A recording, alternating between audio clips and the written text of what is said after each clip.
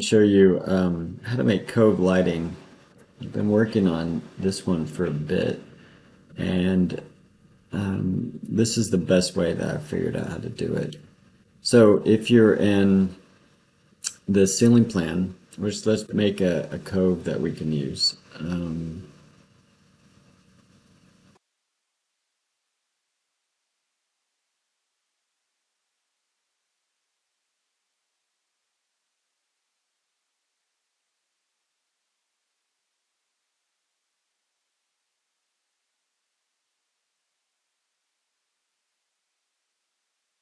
I don't know. So I'm going to create a ceiling.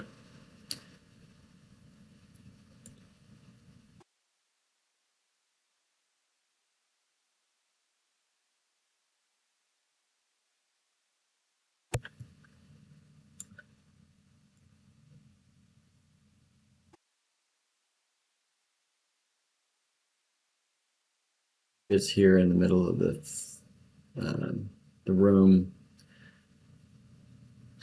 Let's just drop it down.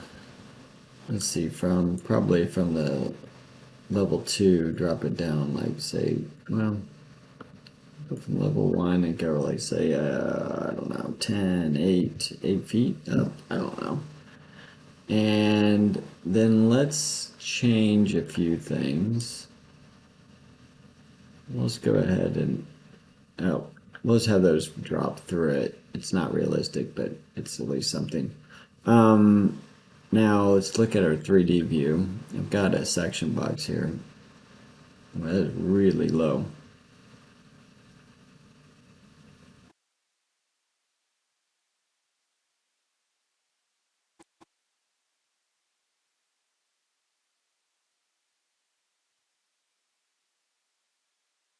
Okay.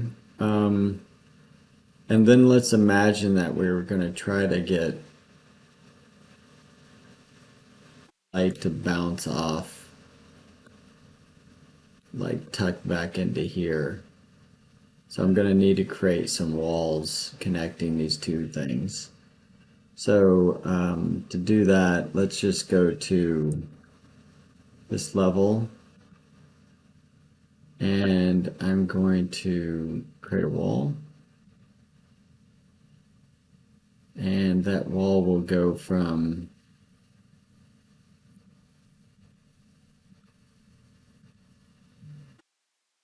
to 8'4", and it will connect to Revit 2.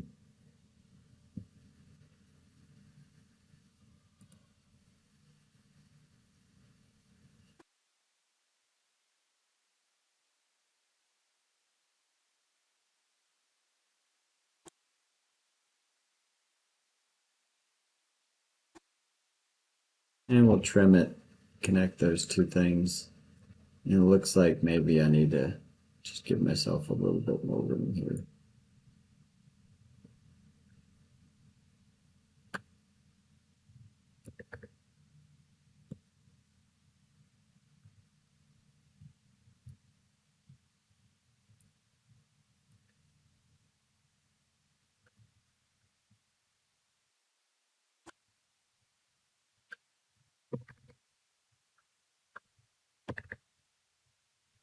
Okay, and then let's take a look at that in 3D view. Looks like I have a few things I want to correct. Cool things about walls is that you can attach them to a base or a top. So let's just say that, let's try to attach it to a base.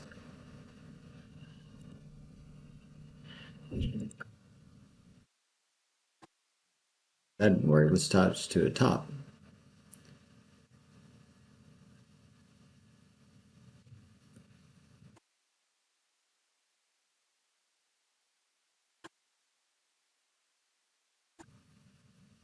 So you can see that I'm pulling it up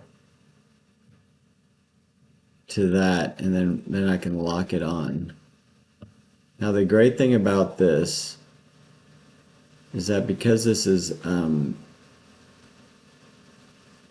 not letting me do. lock in. Because this is a wall that's always going to be attached to this, if I lower this, anything that's actually attached moves with it. Anything that's not does not. So that's the great thing about associative modeling. You want to create certain associations that make sense. Okay? So in this case, I've attached it to the top, and then I'm locking it on the bottom as I pull it down. So even if this top moves, those two walls are moving. The walls I haven't attached, of course, they don't. So let's make sure that they do.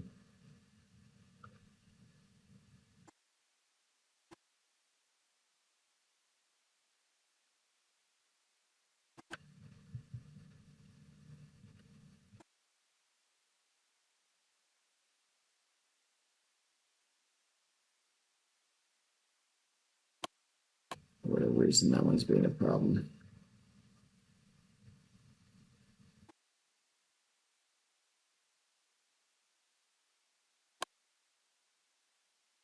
It's a little bit more work, but you can imagine this is going to save a lot of headache in the future, because as long as I keep this design piece, it's always going to move with it, which is awesome. So if I decide 9 feet is better, boom, everything's moving with it. I'm not modeling again. All right, let's bring that in. This is the section box. I'm going to show you one other thing that's kind of cool. So if I bring this in,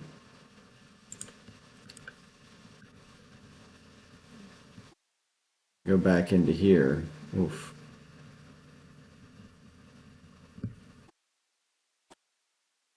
See, by dropping that in, I've created some kind of chaos as far as how much these shadows are affecting things. So probably some intensities that I want to kind of mess with. One of the great things about Twinmotion are these kind of organizational tools. So you want to use that. So right now I'm just hitting light, and I'm looking for all the lights that are the pendant downs. So it's like this one and this set, and then I can go in and maybe tweak these things not to be so.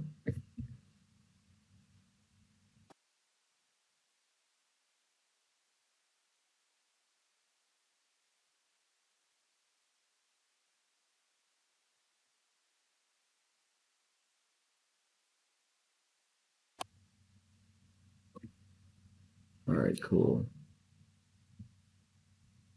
All right, but what I was going to show you is that because I did it from a view that had a section box, this is what I've gotten. So you just want to keep that in mind, and it's easy enough to fix. Just go to a view that does not have that section box, and in fact, I might rename this Twinmotion. And what I'll do is I'll keep in mind that this one wants to be kind of sacred. It doesn't want to have any hidden objects applied to it, so that it's always got everything in it. So that one will be the one I'll use, not to model, but to just import or update. All right, now, of course, I'm going into a black box. There you go.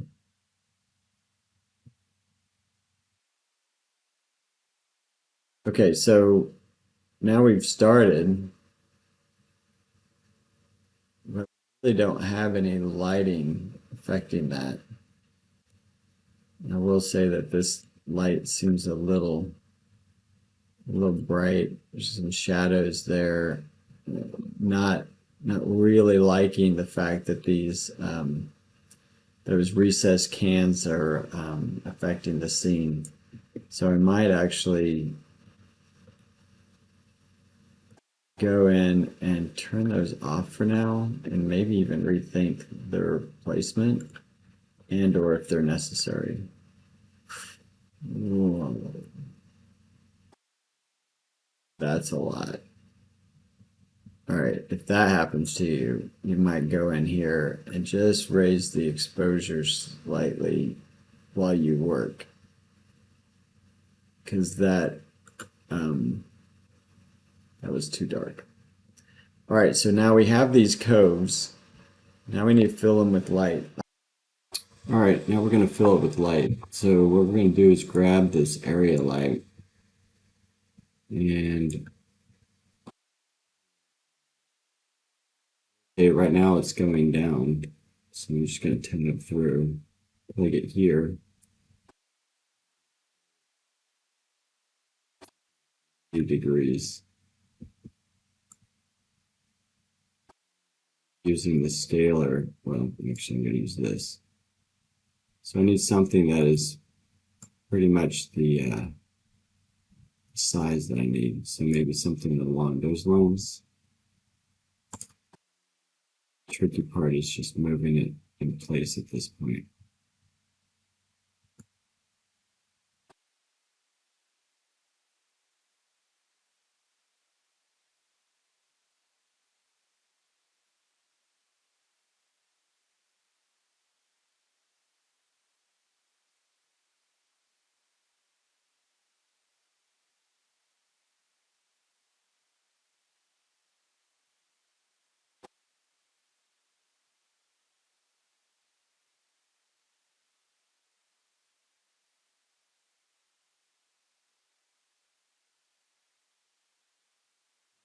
You see the length just a little bit on that side.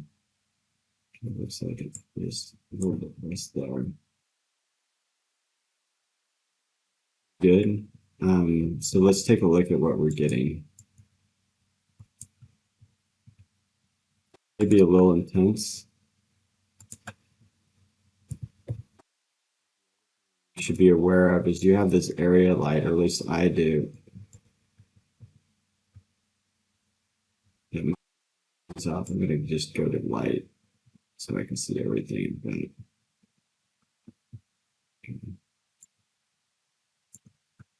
And I might turn down the exposure a bit.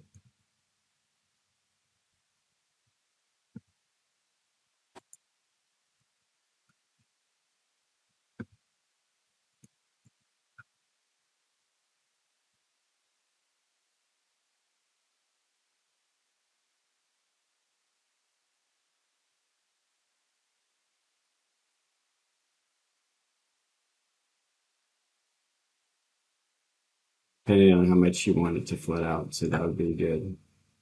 All right, so I mean, at this point, it's kind of rinse and repeat, holding down the shift key and using these pieces. Now, when you do that, definitely use the instance because you'll probably want these all to be kind of doing the same thing and handled the same way. So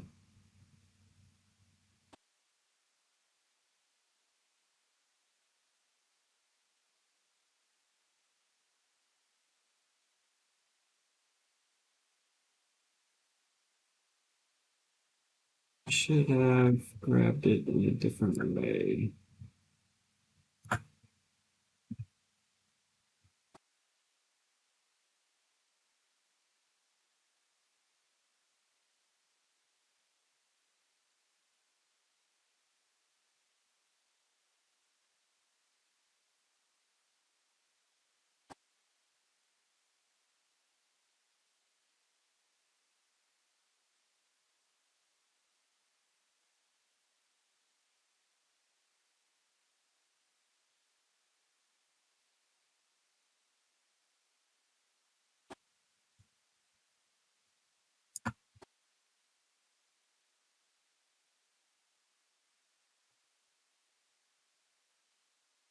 Turn it over is a good idea.